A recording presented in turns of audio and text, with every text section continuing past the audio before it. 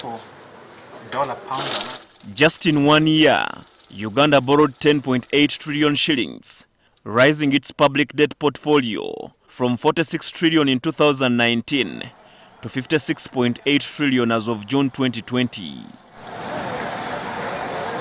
In 4 years, Uganda's debt has risen from 28.7 trillion in 2016, 33.5 trillion in 2017, 41.4 trillion in 2018, 46 trillion in 2019, and 56.8 trillion in 2020. The Bank of Uganda Monetary Policy Report of October 2020 puts the country's debt burden much higher at 63 trillion shillings.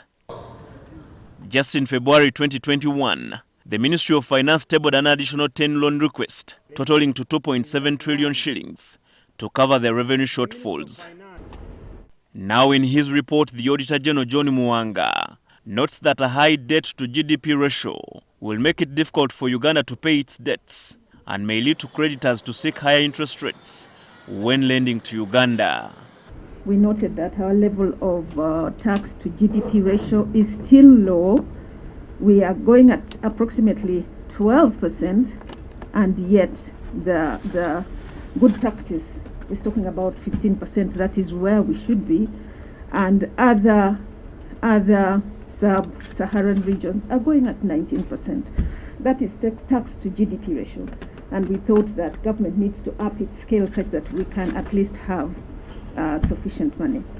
As of last year, Uganda's debt to nominal GDP stood at 41%, just 9% below the 50% recommended as point of safety by the International Monetary Fund (IMF).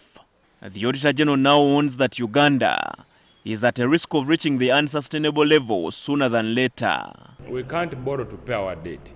We must use our locally generated resources to pay our debt. That means if we continue to borrow, the biggest chunk of our revenue will be spent in debt repayment. You can't borrow and don't know where you are going to invest the money.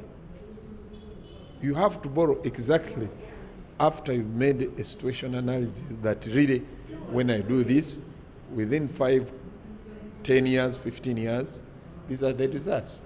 Should everyone travel in a business class? Is it a must that we must be extravagant to that level?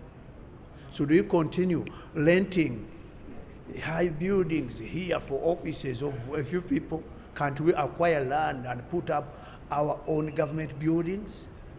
By doing all that, we are reducing on the unnecessary expenditure.